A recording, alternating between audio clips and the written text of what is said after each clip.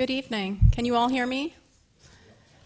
Well, my name is Karen Lemmey. I'm the sculpture curator here at Smithsonian American Art Museum, and I thank you for joining us on this wintry evening for our event, Carving Myth from History, jointly organized by the Smithsonian's American Art Museum and Native American Indian Museum.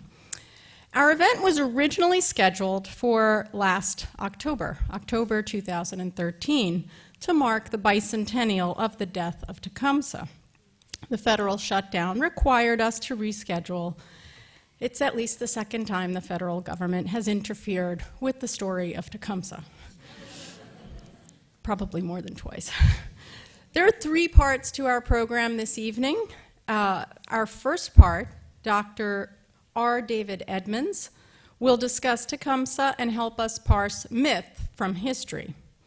After that, I shall speak briefly on the history of Ferdinand Petric's sculpture, The Dying Tecumseh, here in the American Art Museum. And we will close with my colleague, Renée Gokey, educator at National Museum of American Indian, who will do a reading from one of Tecumseh's speeches. I really wanted the chief to have the last word. After that, we will take questions. We will return to the stage and we will take questions. But I must say we are also webcasting, and therefore we'll hold all questions to the end. Please make sure that any of your electronic devices are off, silenced. And now it is my pleasure to introduce Dr. R. David Edmunds, the Watson Professor of American History at University of Texas, Dallas.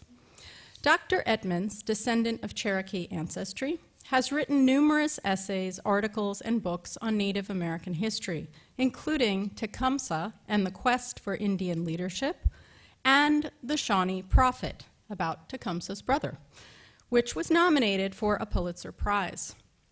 He is a consultant on Native American history to tribal governments and Hollywood filmmakers, and has worked on more than a dozen films or documentaries for PBS, the History Channel, and commercial television.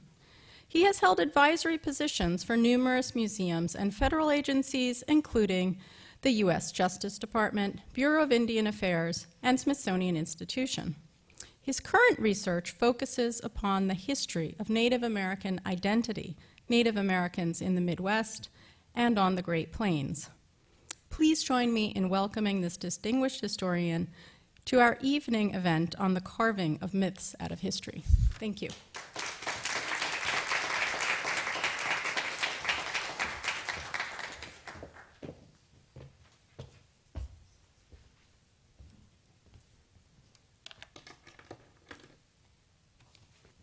Thank you, Karen, and thank all of you for coming out here on a very, very unpleasant night. I suppose it's unpleasant in Washington. It would be unpleasant in Texas, and I think it's probably unpleasant a lot of places. We hope we can hold your interest and give you something to think about here. Let me get my electronic gear going. Tecumseh is a rather unique Native American leader. He is, in my opinion, the most dynamic, the most important, and the most admired Native American by over a broad range in all of Native American history. He's one of the few Native American leaders who was admired and respected deeply during the time of his prominence, during the time when he was active, obviously by many, many Native American people who were following him, but also by his opponents. Men like William Henry Harrison, for example, who was his chief opponent in the Old Northwest, in Indiana and in Michigan, said that if it were not for the emergence of the United States, this man would be a man who would form an empire that would rival something of Mexico or Peru. A man who was just absolutely universally admired. The British admired him, sometimes grudgingly, because he kept pushing them to do more than they wanted to do. But he's one of the few Native Americans who was admired during a time when he potentially was a threat. In retrospect, people like Chief Joseph was admired also, but by that time, the threat of Native Americans to most non-Native Americans was gone, and Geronimo has been lionized perhaps after his death, and so is Sitting Bull, but nothing quite like Tecumseh. The only man that might approach him to a certain extent is Crazy Horse among the Lakota. But on the other hand, Crazy Horse is a much more focal point is primarily within the Sioux and not on a broader spectrum. Since his death, his image has grown.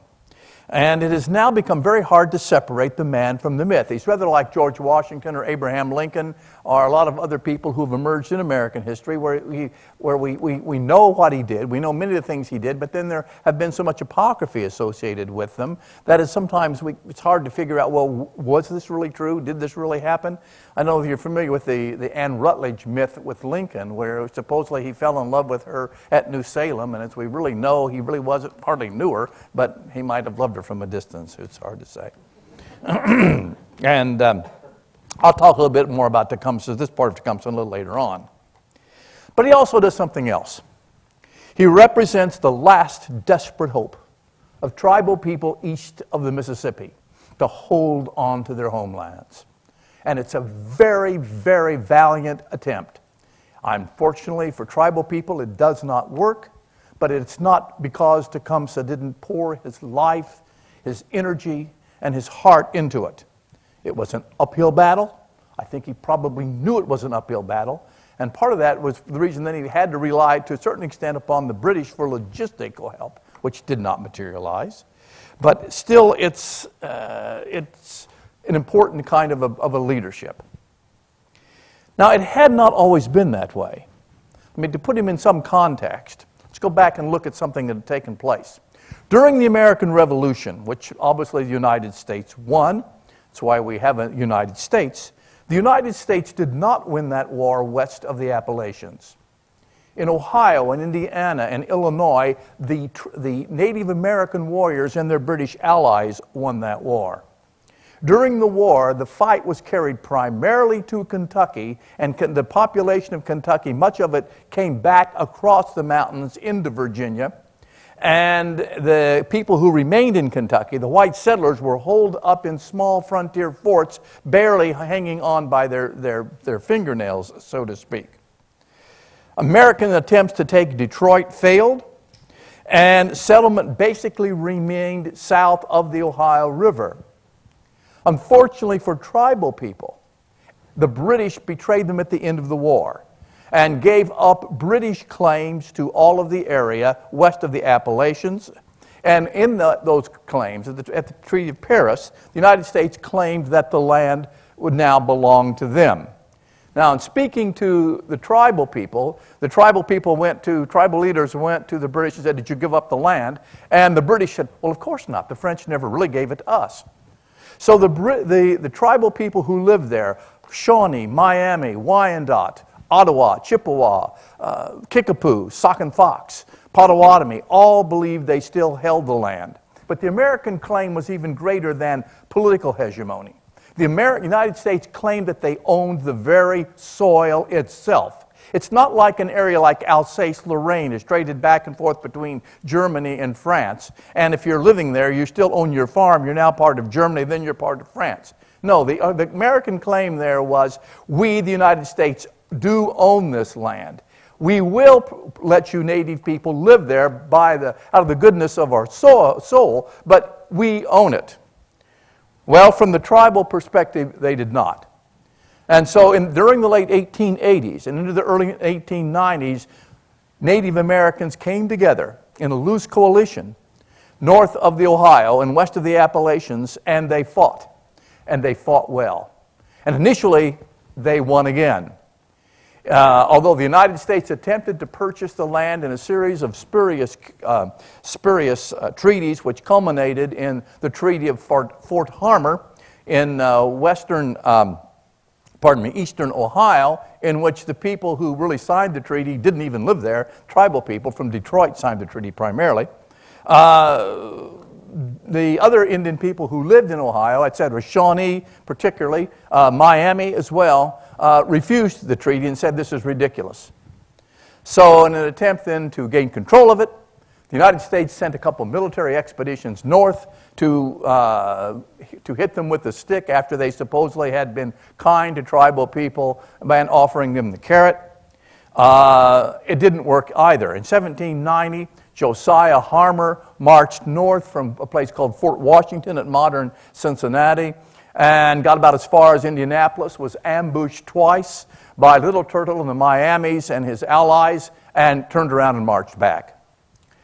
1 year later, in November of 1791, the United States Army suffered the greatest defeat it has ever suffered at the hands of Native Americans. Arthur St. Clair, who was the governor of the Northwest Territories, also marched north, and it was a horribly organized expedition. This ought to be made into a movie. It would really be interesting from my perspective. I mean, it's a gunpowder that won't go off, troops that are poorly trained, Kentucky militia that's always off pilfering stuff, large numbers of, quote, laundresses who accompany the tribe, who actually fight better than the militia when the attack comes place, but that's another whole story. Anyway, in November of 1791, St. Clair is beaten, and he retreats. He doesn't retreat, he runs back towards Cincinnati. In that one encounter, about 1/3 of the standing army of the United States suffers fatal casualties. So we always hear about Custer's defeat in 1876, but in 1791 there is a much more memorable occasion here, particularly from a tribal perspective. But things change. The change comes from in 1793 because the United States appoints a new leader to the American military forces. He retrains the American military. His name is Anthony Wayne. He's called Mad Anthony, and the myth is that he's called Mad Anthony because he's such a terrific fighter, and it really isn't. He was called Mad Anthony by his troops because they thought he was completely nuts because of his strict discipline, but it was something that was needed. And in 1794, August 1794, Mad Anthony beats, and Anthony Wayne beats a tribal coalition at the Battle of Fallen Timbers. So that results then in something called the Greenville Treaty. The Greenville Treaty is signed in 1795, and it essentially cedes the southern 2/3 of Ohio, as you can see here. Here's the treaty line stretching. Come on here, little red light. Well, it wasn't working. Well, you can see the line anyway. Coming across Ohio here, coming down across. Now, the point being is that it also gave up some lands at Chicago. It gave up lands at Fort Wayne, at modern Peoria, Illinois. So these are major islands of American occupation inside the lands even west of this. And all lands essentially south of that treaty line basically were ceded to the United States. Now this brings on a very unpleasant time then for tribal people in the region. And the trouble is that after the lands are ceded, white settlement flows into this region, south of this treaty line, southern Ohio. But it doesn't stop there. It flows over the treaty line into southern Indiana, and into northern Indiana, and into southern Illinois as well. Tribal lands are trespassed upon in settlement.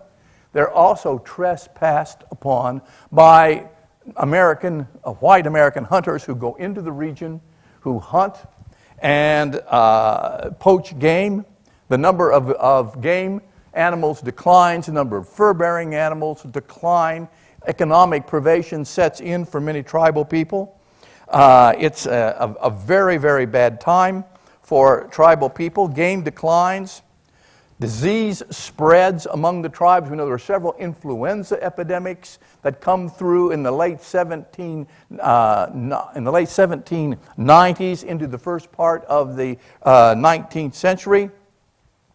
During this period, Native American people cannot testify in their own behalf in courts, so they must go in and rely upon courts for justice for the very people who are oppressing them. And the villages themselves break down into chaos. We also know that during this period of time, phenomenal amount of alcohol floods up from Kentucky into this region. So it is a time of chaos. It is a time where order is breaking down. It is a time when tribal people see their whole way of life disintegrating, and they really don't know exactly where they're going to go with it. Now, some of tribal people at that time do agree with American Indian agents, and as they say, they walk the corn road. One of these men was Blackhoof, who was a traditional Shawnee leader who had fought against the Americans during the American Revolution, and even against St. Clair, etc., but who by 1800 is cooperating with some Quaker missionaries, and who is attempting to say, look, we've got to make some changes. We're going to have to adapt to this. We really can't follow the old ways. But other tribal people did not. But many of the traditionalists believe that the reason that they had having the trouble was that they had moved too far away from the traditional things.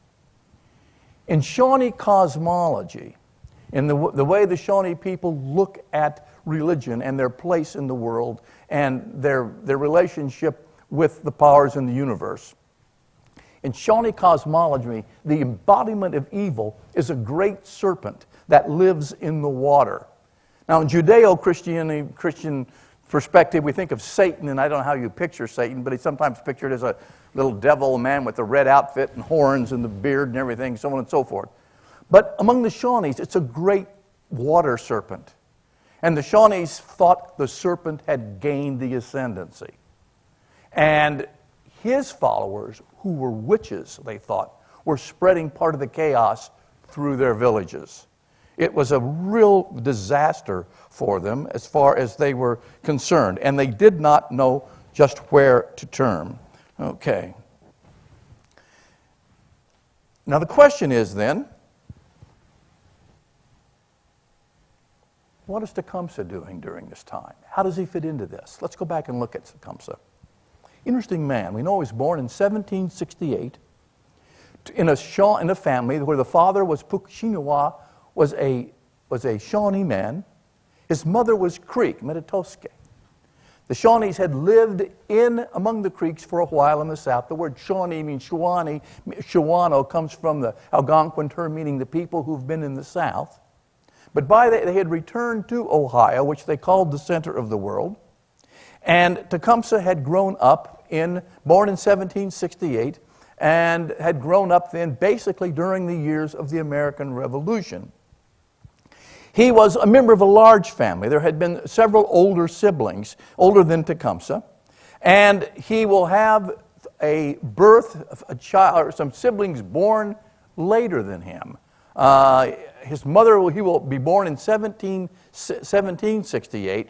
His mother will give birth to triplets in 1774, and that will be the last children that she will conceive and deliver. Of the triplets, 2 of them survived. 1 of them died at birth. As a young boy growing up, he was very successful. But in 1778 or 9, we know his mother followed some other Shawnees and moved to Missouri. Meanwhile, and I forgot to mention this, in 1774, at the time of the 3 triplets' birth, his father and his mother conceived the child, but the father is killed fighting the Americans in 1774 before the last children, the triplets, are born. So it's when Tecumseh would be 6 years old, his father is killed by the Americans. The revolution breaks out. Things are pretty chaotic again, and the mother and some other part of the Shawnees moved to the Cape Girardeau region in Missouri. All right. Tecumseh then is raised by an older sister, a woman 10 years or so older than he is, named Tecumseh, to whom he is always very close throughout much of his life. Very, very close relationship here. We know again, as a young man, as a young child, he is everything that a Shawnee boy should be. He's an excellent archer. He's very good at all of the skills that young Shawnee men should learn. He's well liked by people in the village. Everyone sees in Tecumseh just a lot of hope and a lot of promise. He's also heavily influenced by an older brother, about 12 years older than he, named Chicksika, who becomes a role model for him, who also is a very up-and-coming young warrior, but who's also killed eventually fighting the Americans. Now, he was not present at Harmer's defeat, but we know at St. Clair's defeat, Tecumseh led a party of scouts that monitored Tecumseh led a party of scouts that monitored St. Clair's advance towards where he was ambushed, and then stayed behind to be sure that there were no more reinforcements coming up. We know also that Tecumseh fought at Fallen Timbers, and at Fallen Timbers led a party of warriors who captured some American artillery horses. He, however, did retreat with other Indians towards a British fort near modern Toledo, assuming that the British who had built the fort there and had told the Indians in 1794 that they would support them, that the British would let them in, they would fight Wayne behind the walls at Fort Miami, but the British refused. And Tecumseh and the Indians who originally had opposed Wayne then were forced to disperse, and it left Tecumseh very embittered and very wary of the British. But when the Treaty of Greenville was signed 1 year later, which we talked about a while ago, Tecumseh did not attend the proceedings. He wanted no part of it. And he did not want, once again, to walk the white man's road with Blackhoof. He remained a traditional chief leading a small village of Shawnees who moved into eastern Indiana and camped on the White River in Indiana. Now, they were there amidst all of the chaos I have described earlier, but that chaos begins to change. And the chaos starts to change in 1805.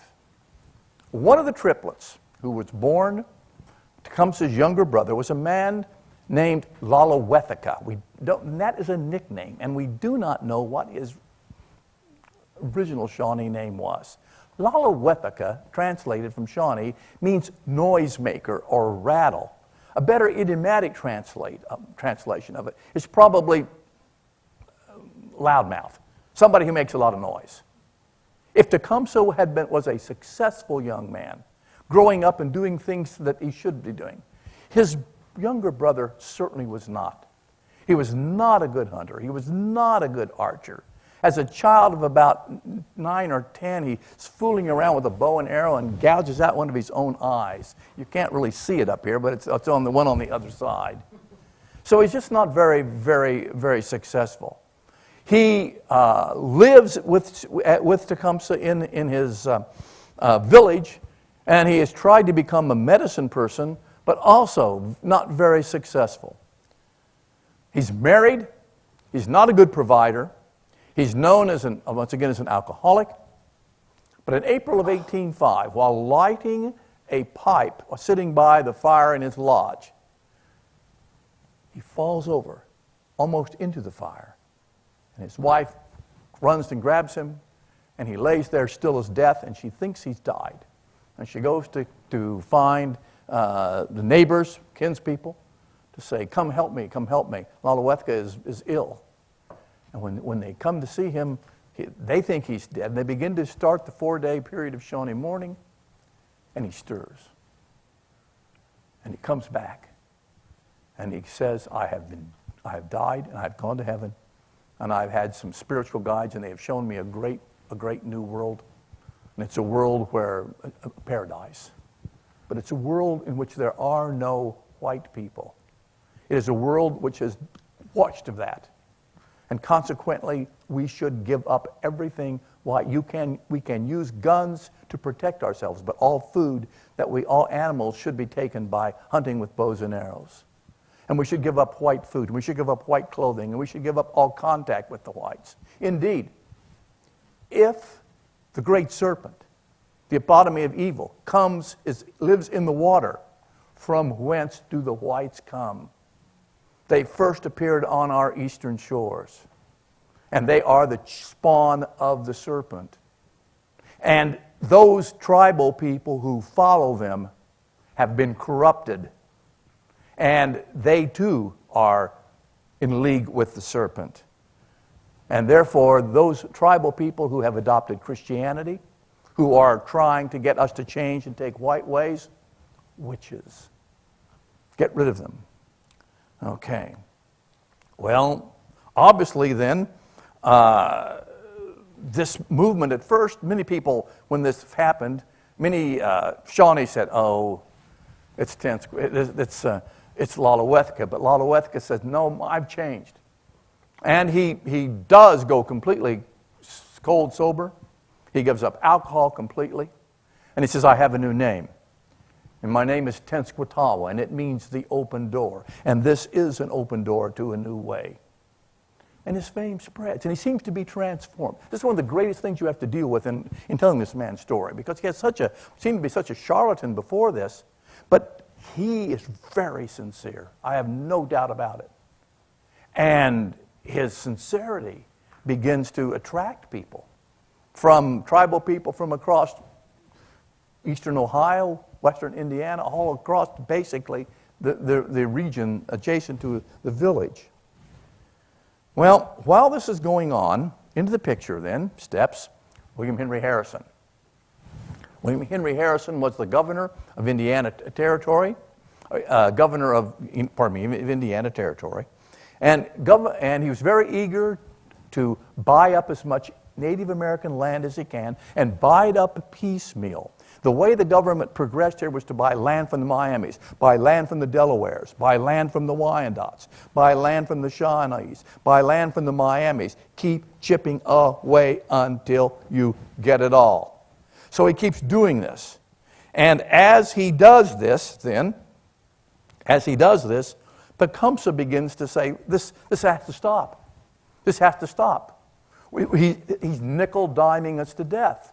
We're giving up our land in bits and pieces. He has to stop. And so what happens then is Tecumseh then begins to use those tribal people who are coming to see the prophet to talk about his idea of Native American unity. Now, in the midst of this, something else happens. In the midst of this, the prophet was asked by the Delawares to go into Ohio and into eastern Indiana and to come to their village because they thought they might have some witches in their village. So, to make a long story short, the prophet went to the Delaware villages, and the Delawares said, "These are the people whom we think are witches." And they set a bunch of people around, tribal elders, in a circle. And they said, "Are any of these people witches?" And Tenskwatawa went around and said, "This one is, this one isn't, this one is, this one isn't, this one isn't, this one isn't, this one is, this one is," pointed out some. And when that took place then, the Delawares took the people whom the prophet had designated as witches, and they burned them. Now, many of those people were Moravian converts. So the Moravians then wrote to William Henry Harrison and said, "You've got to do something about this. Our whole congregation's going up in smoke." Not exactly in that way, but essentially. Stop this man. What is this going on here? And Harrison then makes one of the greatest blunders he could have made. He writes a letter to the Delawares and he says, "He's a charlatan. He's a charlatan. He's a fool. He's not anything. If he really is a prophet like he says he is, ask him to make the rivers run backward. Ask him to bring the dead to rise from the ground. Ask him to make the sun stand still." And on June 16th, 1806, there's a total eclipse that sweeps across the Midwest, so great that farm animals went into the barns, birds roosted, the whole 9 yards. And the prophet's stock just, boom, explodes. And tribal people from Minnesota, Michigan, Iowa, Missouri, Pennsylvania, New York, Ontario, Wisconsin, begin to flock to their villages in such numbers that Indian agents say, oh my God, we don't know what to do. There are too darn many Indians coming in here. What are we going to do about it? And they eat Tecumseh and the prophet out of house and home. And in order then to move to a more productive region, they move their village from Greenville, the site of the treaty, in eastern Indiana, western Ohio, to a new place at the juncture of the Wabash and Tippecanoe River in western Indiana and they have a new village called Prophetstown. Okay. Now, this, meanwhile, is causing Harrison quite a bit of trouble. He doesn't know exactly what to do about it, but initially, the interesting thing about this is initially when Harrison is writing about this, he's really talking about the prophet. He does not much mention, nobody mentions Tecumseh much until 1807 or 8, maybe 1808. It's all the prophet, the prophet, the prophet. But obviously during this time, Tecumseh is using the prophet's religious movement to build his political point. Then, in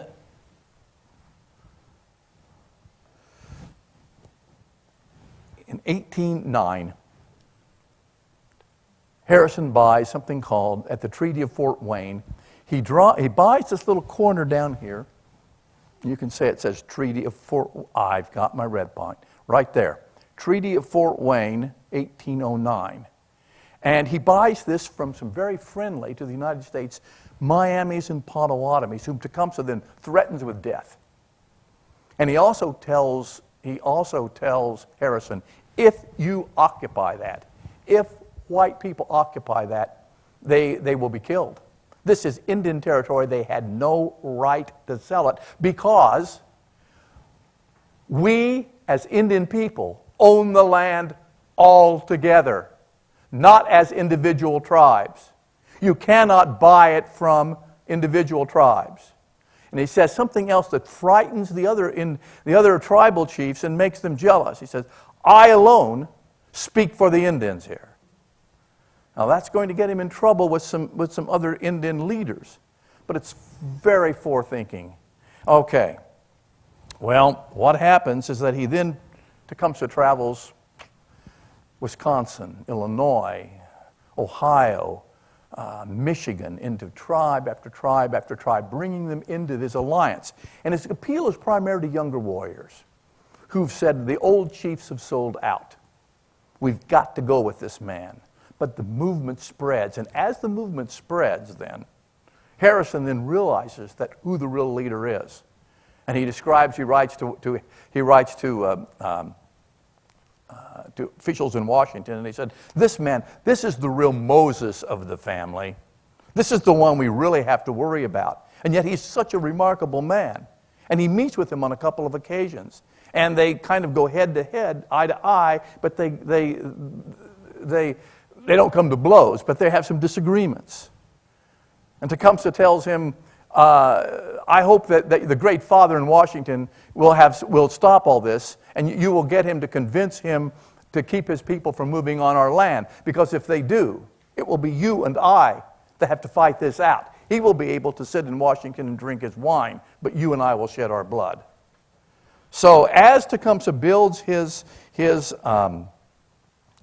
coalition, then he decides that if it's going to really work, he'll have to spread it into the South. So in 1811, Tecumseh, in the late summer of 1811, Tecumseh crosses with a group of warriors, crosses the Ohio River, and passes into Kentucky, and from then into northern Mississippi, where he meets among the Chickasaws, and then will go on to the Choctaws, and then to the Creeks. Now, this is not a successful venture. The problem in the South is that we're dealing with people who are, quote, the, quote, 5 southern tribes or the 5 civilized tribes who are very acculturated. And in the South, people like Pushmataha here, who is very closely allied to the United States, will do their very best to undercut Tecumseh. Pushmataha, incidentally, is buried here. Such a friend of the United States, he's buried in the cemetery here in Arlington. Among the Creeks, he runs into a man named William Mackintosh, who is leader of the lower Creeks. Tecumseh was pretty successful among the upper Creeks. Many of those people will listen to him and will rise against the government. But the lower Creeks, led by William Mackintosh, will also Mackintosh will really do a lot to undercut him. And Mackintosh is kind of an interesting man today. In Creek politics, Mackintosh is still, a name like that is still what Kennedy is to politics in Massachusetts. I mean, it's a very prominent Creek family. I had his great-great-great-great-grandson is a PhD student and finished a PhD under me when I taught at TCU. But it's an interesting family, but it does undercut the whole thing. Well, while Tecumseh is in the South, then, Harrison uses that opportunity to march on Prophetstown.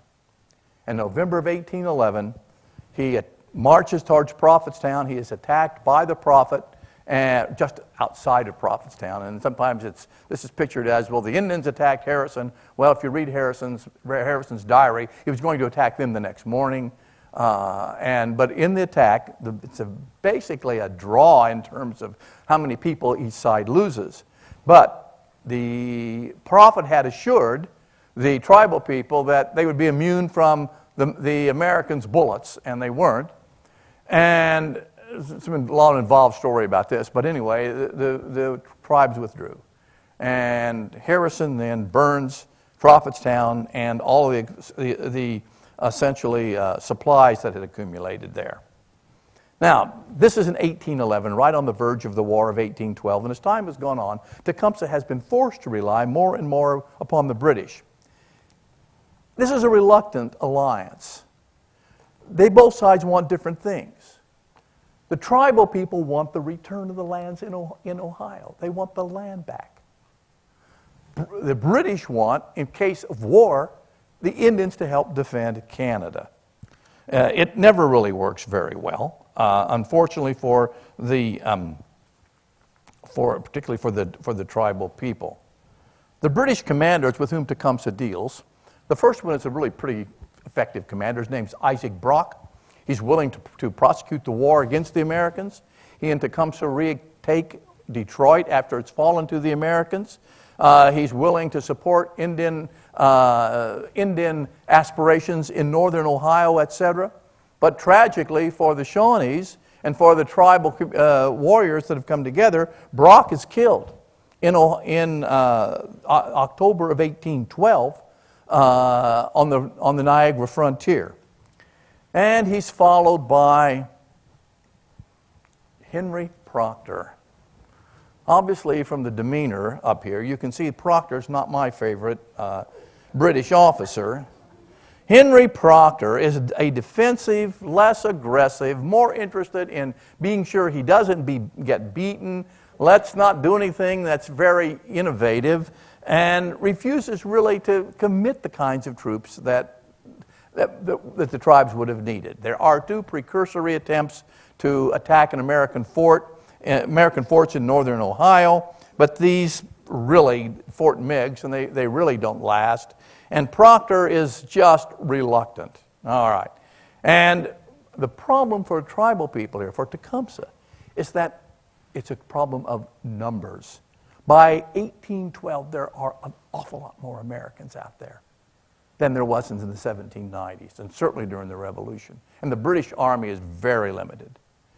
And of course, after Perry wins the Battle of Lake Erie, destroys the British fleet, then Tecumseh watches as Proctor gets ready to flee.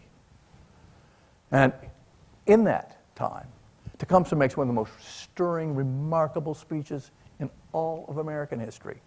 American history, let alone Native American history. And Renée Gokey is going to read it to you later on. But it is a remarkable speech. And I think you'll enjoy it. We'll end the session here by hearing it. But it does little good. Proctor retreats. And he retreats basically towards what is now Toronto. Harrison invades Canada. And finally, Tecumseh forces him to stand and fight at Moraviantown on the Thames River in October of 1813. And in that fight, it's called the Battle of the Thames. In that fight, the British Army lines up across the road. There's a river on one side and sort of a thicket on the other side. The native people are in the thicket. Tecumseh's in the thicket. The British Army's on the road and the river's on the one side. As the Americans advance, the British fire 2 volleys and run. They don't even bother to fire their cannon. The cannons are captured without being discharged. And in that battle, Tecumseh falls. And this is from the frieze of the Capitol, the rotunda of the Capitol. And it's called the Death of Tecumseh. And in the thing, this is supposedly Richard M. Johnson who's killing Tecumseh here. It's from right on the frieze up there. Tecumseh dies. Okay. Now, he's killed by, incidentally, a guy named Richard M. Johnson who's a Kentuckian, a militia officer from Kentucky who goes on then to be very active in politics. He will become a congressman and a senator from Kentucky and will serve in the Van Buren administration as the vice president of the United States, for in which he will run with a slogan of Rumsey Dumpsey, Rumsey Dumpsey. I'm Colonel Johnson and I killed Tecumseh. Okay. Some things don't change, as you can see. Okay. Anyway, to make a long story, I'm sorry. I shouldn't say that in Washington of all places, but probably should say it in Washington of all places. Anyway, the point being, Johnson dies. He's an interesting man, an interesting step himself. It's another whole lecture. We'll go on about that. Okay.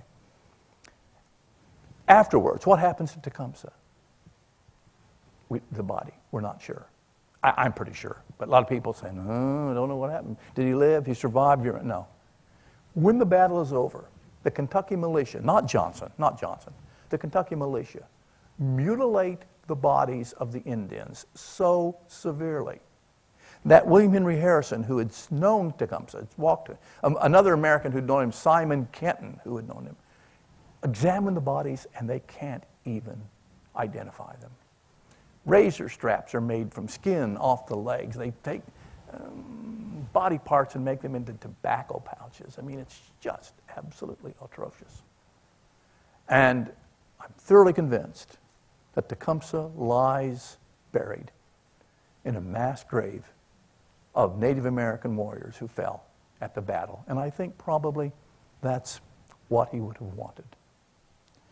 Now, after this, then, Tecumseh passes into myth. And the most prominent picture of Tecumseh, up until more recently, was oh my goodness, there we go. He's romanticized out of all proportion. He's described, this is a portrait by Langdon Keene, who did a bunch of portraits for the National Geographic Book of Indians, which was published sometime in the 40s. And this is horribly apocryphal. There we have him again with the deerskin roach, supposedly going before he would go into battle. Now, what type of a man would go into battle wearing that on their head? Not. What's more, he has a lovely beaded outfit, but it's Lakota or plains. And, he has all this is not, but it's a moving portrait anyway. What else about him? Well, he's always described in the 19th century, early 20th century, very tall, very tall. In other words, white writers describe him as very tall and light-skinned. Let's keep that. Also, did you realize that he was probably part white? There's some evidence that his mother was a captive and was the governor, the cousin of the governor of Georgia. Baloney. Okay. There's another big myth that gets associated with him. He supposedly loved a woman in Ohio named Rebecca Galloway, and he wanted to marry her, and he would sit at her feet, nauseous, and she would read the Bible. He liked Exodus. She would read Shakespeare. He liked Macbeth, and she would read world history. He liked Alexander the Great, and he went to her and said, "Rebecca, will you marry me?" And she said, "Well, only Tecumseh if you will come and live with my people." And so Tecumseh supposedly said, "Rebecca, I've got to go into the woods and think about this." So he goes off into the woods and comes back and says, "Alas, Rebecca, I cannot marry you. My future's with my people." Now, if you believe that, We have a lot of land on the coast of Texas that I would like to sell you. That is just pure 19th century romantic claptrap. But it was, and it was supported pretty strongly by the Galloway family, who did not like what I said about that myth in my book, but that's okay. All right. He also was never appointed brigadier general in the British Army, and for God's sakes, he was not a member of the Masonic Lodge, which was also considered in. So, you know, the point is, he just doesn't need that. This is the most remarkable Native American leader in all of American history. This is a kind of man that could walk into a room, and one of those people that can dominate a room. A people who just looked at him and said, this is somebody really special. And why then has he become so aggrandized? Well, as I argue in my biography, and in building him to this sort of super Indian, whites then could then say, he was great. He was a wonderful person. But guess who beat him? We did. There's some ulterior motive here. Now, he doesn't need it. He stands on his own merit. He's a remarkable leader, remarkable man. And the more you read about him, the more you realize that he transcends tribal allegiances. He realized what needed to be done. Sometimes he wasn't able to convince other tribal people of that. But he stands on his own, and he doesn't need all the romantic falderall that's sometimes been attached to him. Thank you. Sorry, I went a little long.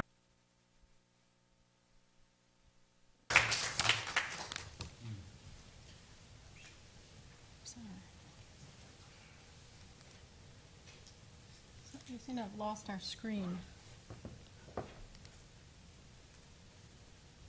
Can you get the screen back? There we go. Okay.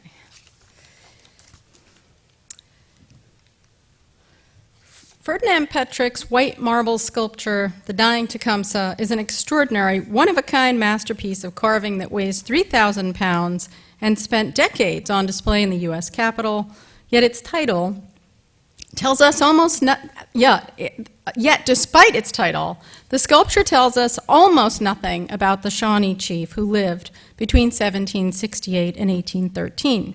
However, it reveals a great deal about the sculptor Ferdinand Petric and the interwoven history of American sculpture, politics, and patronage in Washington, D.C. in the mid-19th century.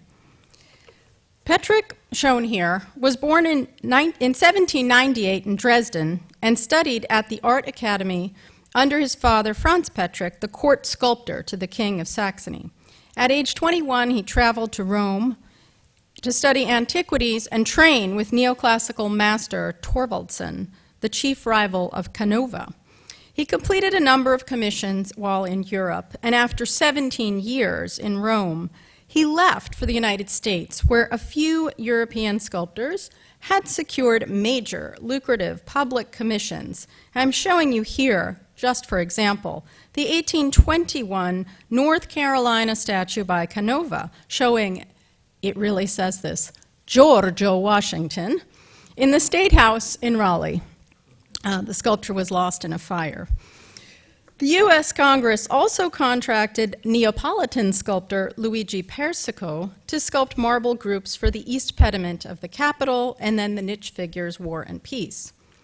Petric arrived in Washington in 1836 and settled in Georgetown with his wife and children, 3 sons who he trained to become sculptors.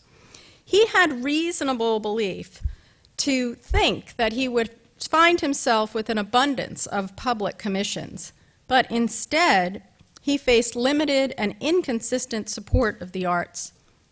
He spent months working without compensation, preparing models for commissions for the Capitol, projects that were ultimately awarded to others. And he faced new rivalry in men like Horatio Greenough, Americans who had traveled to Europe to finish their training and who by the late 1830s were sending their works back to the United States. Congress was all too eager to award federal projects to American artists working abroad rather than spend taxpayer money on European interlopers. Petric sporadically found his fortune in places like Baltimore and Philadelphia.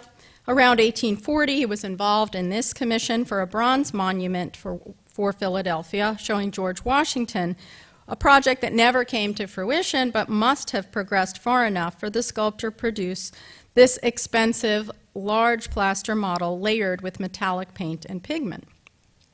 We have it in this museum on the second floor.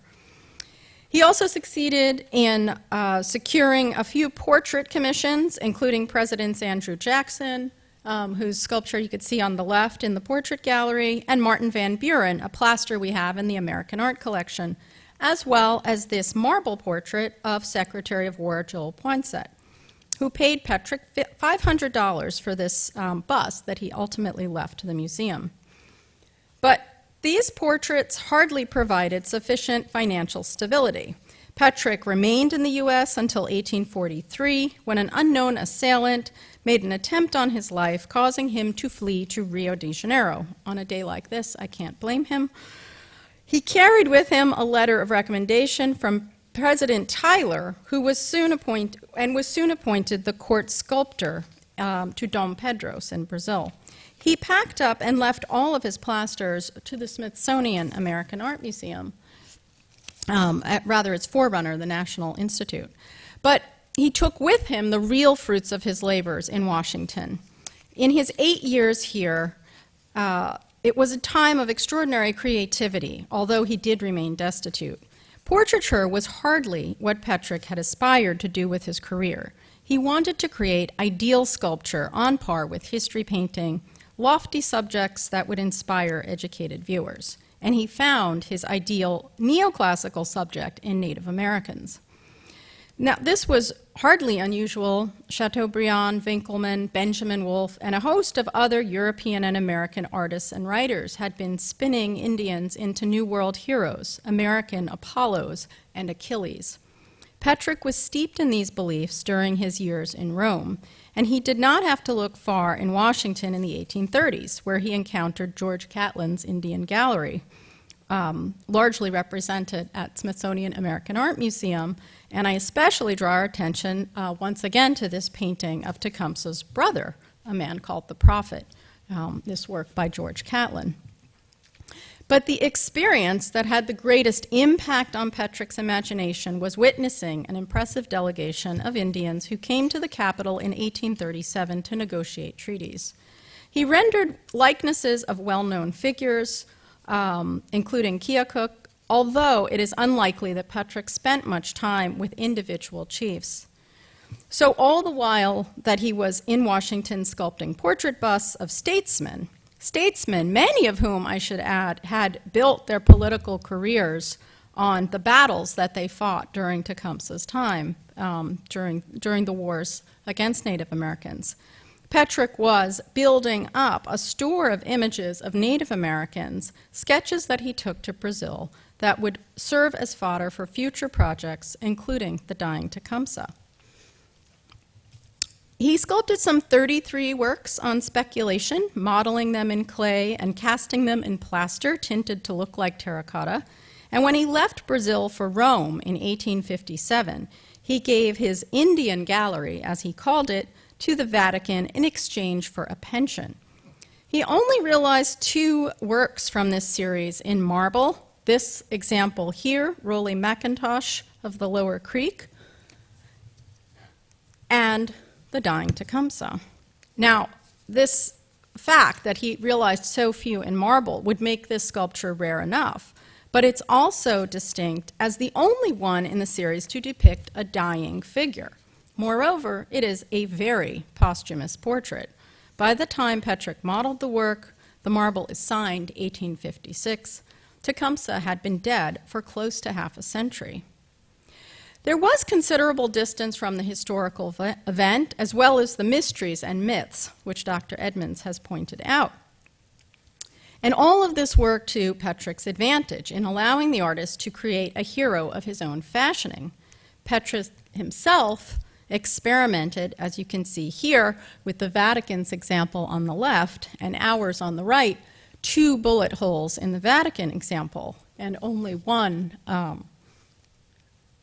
only one here in the forehead, in the marble. In this pre-photographic age, it can be difficult to know what this man looked like. And as we have heard, there's no reliable portrait of Tecumseh. We certainly wouldn't imagine to find a water serpent tattooed on his chest, as we do in the marble sculpture. For as we've learned, the coiled serpent on the chest surely would have represented all that was evil. Now, when we were in the galleries earlier, for those of you who are here, we did look a little bit at the details. And I show you a detail of the moccasins, which never would have been laced and would not have had feathers, as well as details of the drapery showing these leggings, which would have been completely useless in battle. At this point, it's probably safe to speculate that he would have been dressed in some combination of European and Native American attributes, but nothing quite like this.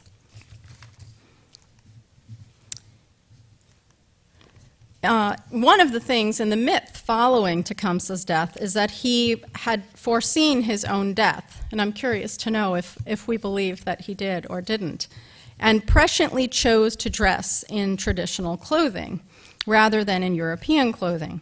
Even if he did dress according to ancient custom and entered battle knowing he would die, whether because of a vision or a rational assessment of the political situation and how much was stacked against him, he most certainly did not die as Petric has shown him. And this really makes me think about how different he's portrayed from, let's say, George Washington, who would be depicted in military dress correctly down to the last button, down to the last epaulette. Even the inscription indicating the passage of time, quote, Tecumseh, Grand Chief of the Western Indians, a nod to his ability to unite an Indian coalition, not specifically identified as Shawnee. And I just include this image of the map very briefly to show how much territory he was associated with. And this is what it looked like around the War of 1812. And then you can see all of the states that had been carved out of it. This is showing you what it might have looked like at the time that Petric is thinking about making this sculpture. So the inscription on the sculpture is already a historical reference at this point, because the Western Indians are facing a completely different land at this point. Petric loosely historicized Tecumseh so that audiences would identify him as the fallen Shawnee chief. But the artist's greater goal was to abstract his subject, to make him timeless and thus heroic. And it's no coincidence that the sculpture carries the awkward title, The Dying Tecumseh.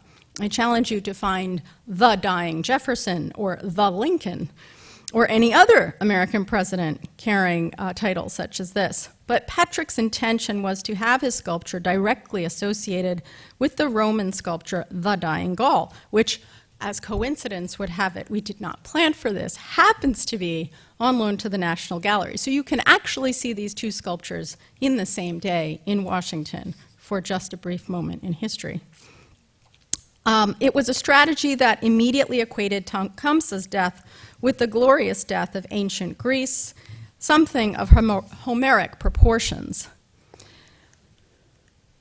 Now, about the history of the sculpture, this is a one-of-a-kind example that was commissioned by Dr. DeWitt Clinton Van Tool, an American dentist living in Rio. Petric and his sons, whom he trained in sculpture, carved the work in Brazil, and then it was shipped through an agent to New York, where it was shown supposedly in 1859, and then placed in the old hall of the House of Representatives in the Capitol in 1864, where it resided until 1868. I think it's remarkable to think that the sculpture displayed in the very room that the House occupied between 1807 and 1857, the chamber in which so much devastating anti-Indian legislation had taken place. And I'm showing you Samuel Morse's painting of 1822 from the Corcoran, showing the House chamber in use in an evening session to consider the nation's Indian policy. And highlighted here, although he's hard to see, is a Pawnee chief in the upper gallery overseeing the proceedings. The image in the upper left shows you the sculpture within this chamber. The sculpture moved to the Capitol's crypt in 1868, where it remained until 1878. Ironically, the Dying Tecumseh was housed in a crypt that was originally built to hold the body of George Washington. Despite repeated supplications, Washington's family never allowed the remains to be removed from Mount Vernon. However, that didn't prevent Congress from hoping and planning for a change of heart. So they built a crypt under the dome, just in case someday they'd have their way.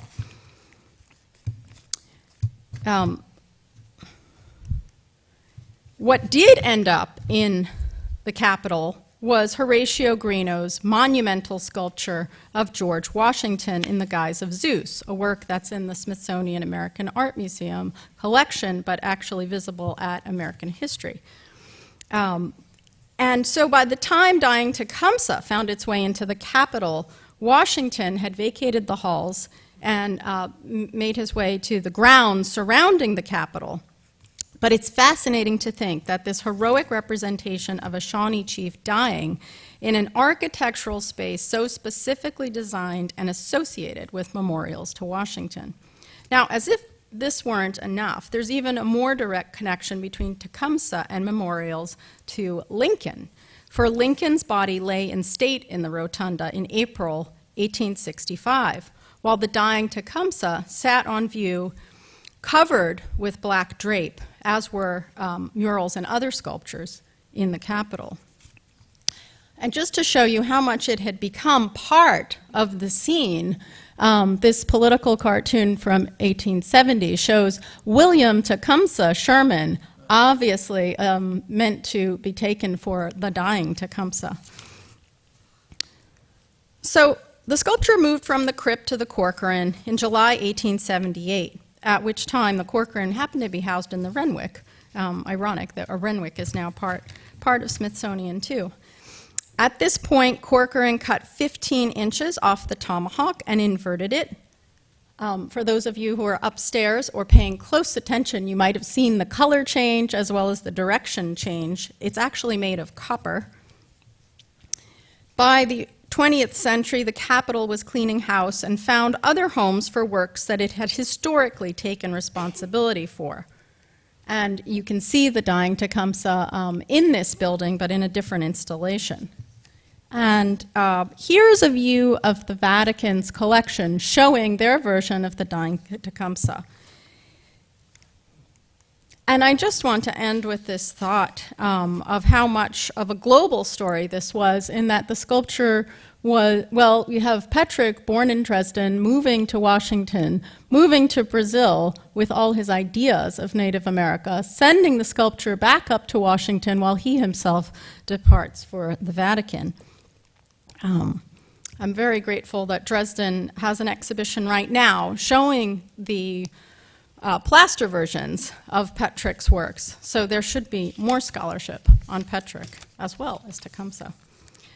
Now I would like to invite Renée Gokey to please come and leave us with Tecumseh's words.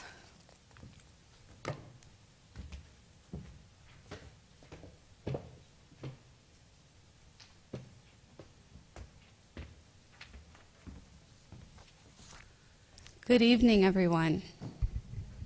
Can everybody say hatito? All right, say hatito. Hatito. Ha kawisile samamo. Wesa Nuisili Samamo, Nitasi Tho, Renée Gokey, Nitasi Tho, Wishika Kamsi, Nila Shawana. I said, good evening, everyone. How are you feeling? I'm feeling good. My name is Renée Gokey. I'm Shawnee. My Shawnee name is Wishika Kamsi, and it translates as, when the turtle brings her head out of water and goes to land, there is strength.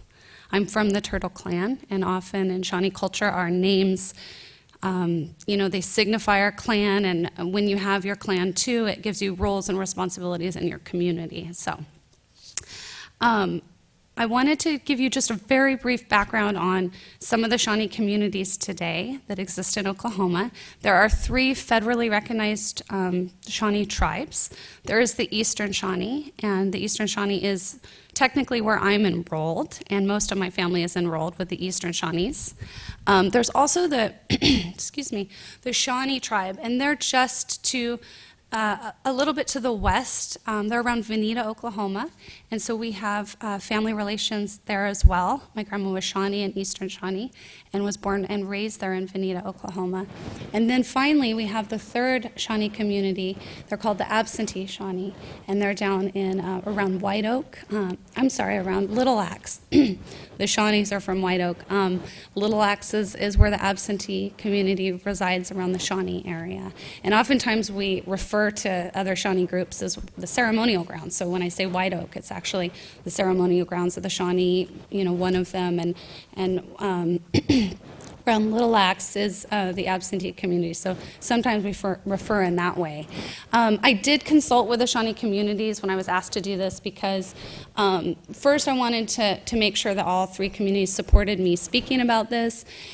Secondly, there are some taboos in Shawnee culture about proper ways to go about things, and I wanted to make sure that I had the support of the community. And also, sometimes when Shawnee people, you'll find that a lot of Shawnee people won't always talk much about Tecumseh, and that's because in our way, we very much have a worldview that separates life and death. And because we're not sure, some Shawnees have different sort of oral traditions and stories and beliefs about what happened with Tecumseh when he died on October 5th.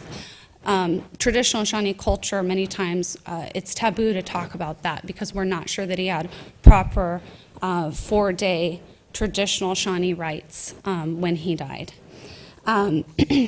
Now, I wanted to also, on behalf of the 3 Shawnee communities, I wanted to thank the Smithsonian American Art Museum and all the organizers, and as well as Dr. Edmunds for having us and for including a Shawnee perspective. I thought that was a great collaboration for us, and I'm really, really honored and humbled to be here tonight. Also, my Hokima, my chief of the Eastern Shawnee, she said, and make sure, Renee, that you tell them we're still here. And we're still practicing our traditions. Some, every community has sort of a very different history, even amongst the Shawnee. And so some communities have retained certain things, while others have retained other things, or frankly, some have lost certain things. And so now today you'll find that many of the Shawnee communities work together to revitalize our languages and cultures. Now, before I actually talk about or recite the speech, the important speech that Tecumseh said, and I was kind of joking to myself about this, no pressure. I mean, Tecumseh's only, perhaps the greatest Native American of all time, and Dr. Edmunds has said the greatest Native American speech of all time. So I said, no pressure here at all. But I did want to share a few Shawnee words because one of the important things that was always taught to me is that in order for the Creator to recognize you as a Shawana or a Shawnee person, you're always supposed to speak 4 words. And so that's a way of kind of invoking the Great Spirit and your ancestors to sort of recognize you as a Shawnee.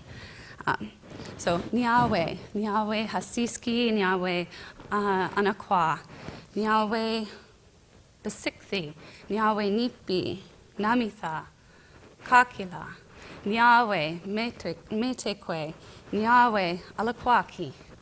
I was just thanking some of our relations. As Shawnee people, we do very much feel we're all connected. As I was mentioning, our clan system is very important to us still today, gives us roles and responsibilities and relationships to the land, to the animals, and to one another in terms of our social, cultural, religious fabric and how we each have different roles according to our clans.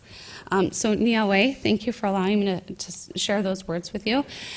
So this speech was a very important speech. It was actually first spoken in Shawnee, and I tried really hard to get some Shawnee people to actually translate it. And unfortunately, many of the fluent speakers that I spoke with didn't feel comfortable with it. And I think perhaps because, at the ceremonial grounds and places like this is where you hear the language. And if you're very lucky, maybe you have an auntie, parent, or grandparent that's trying now to teach you the language, because many of our grandparents didn't grow up with it or did and then went to boarding school, as was the case with my grandmother. And so they didn't feel comfortable translating it, which I think is very interesting. And so it's something that I think, I'm going to continue efforts on to have translated back to the Shawnee language, because I think it would be very powerful and very important. Despite the fact that this was not spoken in the Shawnee language, Proctor himself felt the power of Tecumseh's words, even though he didn't understand exactly what was being said, and he was concerned about his troops. So I think that's an important point. Ha, Katapi, listen, Father, the Americans have not yet defeated us by land. Neither are we sure that they have done so by Nipi, by water. We, therefore, wish to remain here and fight our enemy if they should make their appearance. If they defeat us, we will then retreat with our father. At the Battle of the Rapids last war, the Americans certainly defeated us.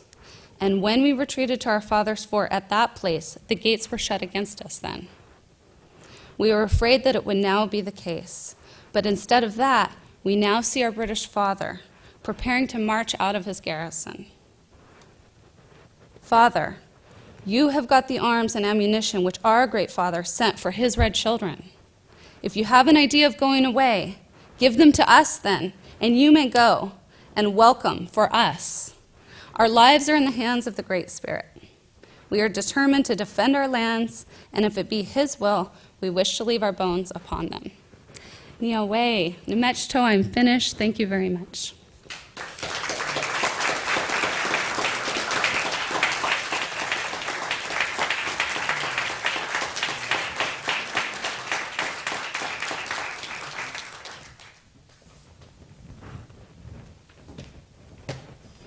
Thank you, everyone. We probably have time for just a couple of questions.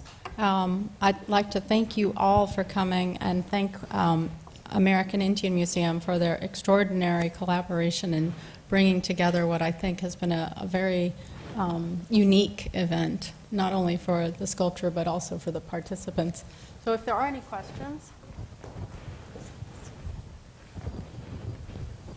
Yes. What does Hatito translate into? It means hello. Mm-hmm. And actually down at absentee, often they'll say ho. So they shorten it. They'll just say hope. Yeah. I was curious a little bit about the relationship between the prophet and Tecumseh, and what was the aftermath of the resistance at that particular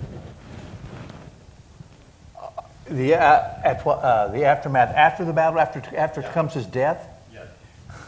Excuse me, could you repeat the question? So that The question was, what was the relationship between the prophet and his brother, the Tecumseh, and what was the relationship after Tecumseh? What happened to the prophet after Tecumseh? Yeah, the aftermath. The aftermath of after Tecumseh's death. Well, the relationship between the two is before Tecumseh's death. I think Tecumseh probably tolerated his brother, and I think he was perhaps. I don't have a good answer to that. I don't know whether he certainly cared for his brother. Interestingly enough, when the Battle of the Thames goes, the prophet flees with the British, and Tecumseh falls. And in the aftermath, the prophet remains in Ontario, in Canada, until about 1825. And he as does Tecumseh's son and his sister, who raised him right there. He then goes back to the United States, I hate to admit this, and works for the government promoting Indian removal. And helps to convince some other Shawnees who were still in Ohio to remove to Kansas, Shawnee Mission, Kansas. He's now buried. George Catlin paints him in 1836 or 7, and he dies and is buried in Kansas City, Kansas. Both the prophet and Tecumseh certainly have descendants, but the prophet is an interesting man, but he's in some ways, if you look at what happens to tribal people during times of great duress, very often people turn to religious leaders. The Sundance, before Pontiac's revolt, we now know there was a very powerful religious leader before King Philip's War. And people will tell you that even if you look at the shootout in 1972 at Wounded Knee, that many of the Lakota holy people had a lot of influence even there inside Wounded Knee. I'm giving you a longer answer than I should. Other people, certainly, I'm sorry.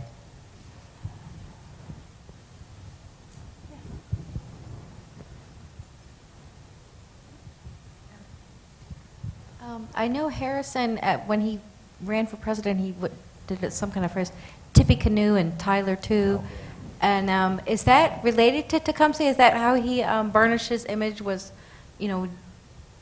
against this great warrior Tecumseh? Or, how does that all fit in with the Indians? The question is the Tippecanoe and Tyler too, and what role does Tippecanoe have in Harrison's, I suppose, political career? And well, as you know, it's a pretty short political career. This becomes part of his campaign slogan. And he will win and give his inaugural address on a day about like today and catch the flu and die. So he has the shortest term in office of anything. And some people, this is sometimes called Tecumseh and the Prophet's Revenge. I rather doubt, I don't have anything to do with it or not, but anyway, it does play a role. And he's pictured in the 1840 presidential campaign as this great Western military hero.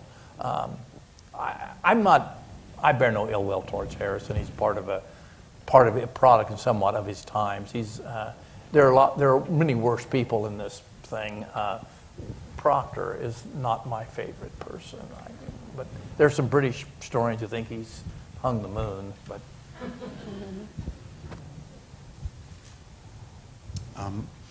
Professor, again, as you were describing the myths ascribed to Tecumseh, I kept thinking there was some of the same rumors that were circulating earlier in the earlier republic that I'm more familiar with about Alexander McGillivray, Mackintosh's ancestor. And I'm wondering if you find that early Native American leaders, the myths about them tend to get conflated. Because to white Americans, McGillivray, Tecumseh, what difference does it make? They were Masonic leaders, they were brigadier generals in the British Army, and so on and so on. Do you find that with other Native American leaders? Yeah, I do. And I think this is and it's the same thing with the Dying Gaul. You stop and see, once again, that's an attempt to ascribe tribal people in some ways to be part of a glorious past. In other words, look, these Indian people were really tough, supposedly. But that's all part of our past as we progress forward towards what 19th century people, Americans, believe was a glorious future, ta-da. And I do think that's part of it. Alexander McGillivray, however, I wish we knew a lot more about him. He's a really interesting kind of guy, and does not really fit the Tecumseh image in a way, but he is a very bright, unfortunately, dies before his time, as does Tecumseh. But you're right. But you're right. I think that's part of it, and I think we do it still. Look, we name military aircraft, helicopters. are named after the Apaches. Chinook, Pawnee, I believe there's a Pawnee helicopter. I don't know, anyway. If you're Lakota, you want to be flying in a Pawnee helicopter, I can tell you that. But the point being, I do think that, and it's something we pick out of the American past and say, oh yeah, that's you know. And we can. There's another whole aspect of this giving the whole the name of the current who's just got a new manager here, but our coach. But that's another old story. Anyway, let's stop that one right now. Yes, to follow up with what the one gentleman asked about the aftermath of the battle where Tecumseh died, was killed. What happened further on with the Indian campaigns? Were there a lot of other battles, or how? You know, what happened? You know, in the Northwest, in Ohio, and basically not much. By that time, the people had dispersed. And there are some campaigns in lower Michigan, but basically by then it's the warfare is pretty much over, and there's an attempt then to just force. And after the war, then the deluge comes. Indiana becomes a state 1816, Illinois in 1818, and then the big push is as there's a new display and a new project on at the Smithsonian. Let's remove them, because after all, if we're really going to make Indiana boom, we can't really have a bunch of Indians in here because nobody will want to move in. Plus the fact they're still sitting on some very good land, and you know, that's mainly what we're talking about here. So there'll be a big push out. Warfare will continue in the West. Generally, when we think of Native American warfare, we think of warfare between Indians and whites in the American West.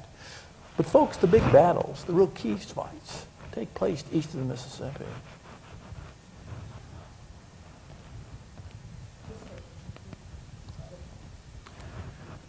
Back here on the East Coast in in the last couple of years, a lot has been made about the bicentennial of the War of 1812. And I've been fascinated to learn recently that in the peace conference in Ghent, one of the conditions that the British wanted the Americans to agree to was that what you call the Old Northwest would have remained an Indian territory under the protection of the King of England. And that seems to me that it's one of the great what-ifs of history.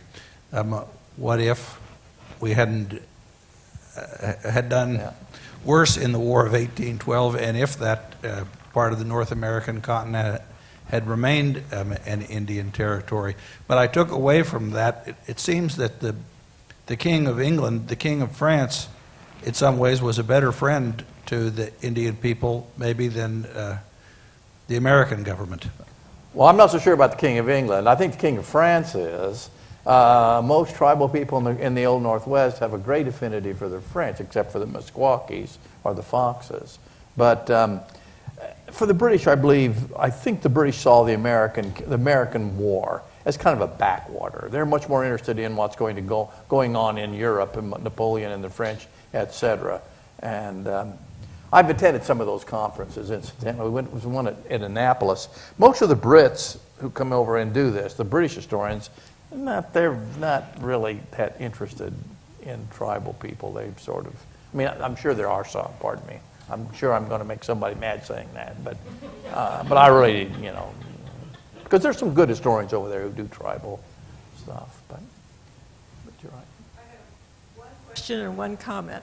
And the question is, I'm curious about the medal that is around his neck, because Catlin shows so many that have come to Washington and been given one. And my comment is that Ohio was divided up and given to Army people that had been in the Army, the Bounty reserve lands. system then, that Ohio, but can you... That was done after the American Revolution primarily, and it was in parts of eastern Ohio, and there were military bounty lands because the federal government, it wasn't the federal government, it was the Continental, the Articles of Confederation government was completely out of money and could not pay, best of my knowledge, could not pay the soldiers who had fought for the United States during the American Revolution. So it tried to pay so them it's off with earlier. land. And of course, the land, as far as the Shawnees were concerned, it's our land. You're trying to pay them off in our. And of course, once again, there was some. Washington and some other people were involved, did some land speculating, I believe, in there as well. It's a little out of my field of expertise, but that is the case, I think. Can you tell me who's in the medal, who's pictured in the medal? Well, it depends who's president. Sometimes they would put the president. Some have John Quincy Adams or John Adams. I suppose some of them have Washington. And the problem was when they first, and some of them had the King of England, if they got him from the British, obviously. And initially, some of the medals the Americans were trying to save money, so they made them hollow.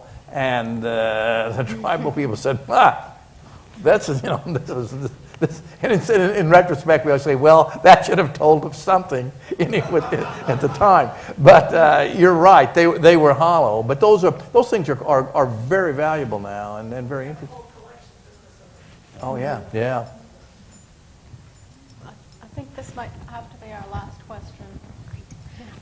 Thank you all. I am fascinated by Petric's global story and his travels and the role that Brazil plays in that story. And so I was wondering both about the materiality of the sculpture where, well, I mean, obviously the marble is Brazilian in some way, but maybe not so obviously. Is the marble Brazilian in some way? And how that materiality ties it to the locality of Brazil as a place, but then also more broadly thematically, what was happening at this moment in Brazil with its native peoples and its colonizers and then post-colonizers, if we're in that moment yet. I clearly don't know Brazilian history.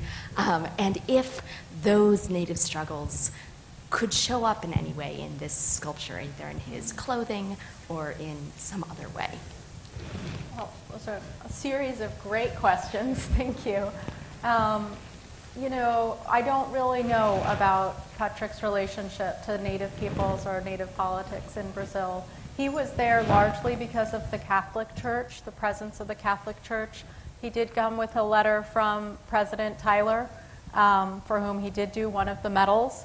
So he ended up in the court of Dom Pedro, and it was through the Catholic Church presence in Brazil that he ends up negotiating the pension and the placement of his work at the Vatican. So I think he's really connected to the Catholic Church in Brazil. As far as the marble, I've heard that it's actually Carrara marble. I'd love to get it tested and find out, because it was not easy to come by that much marble from anywhere at that point, and to have Carrara marble probably would have been most desirable. So thank you all for your questions. Thank you for coming this evening. I'd like to thank Nona Martin and Elizabeth Gish Kennedy from American Indian Museum for their support of this evening and organizing, and to our speakers, especially Dr. Edmunds, who came from so far away. Thank you. Thank you.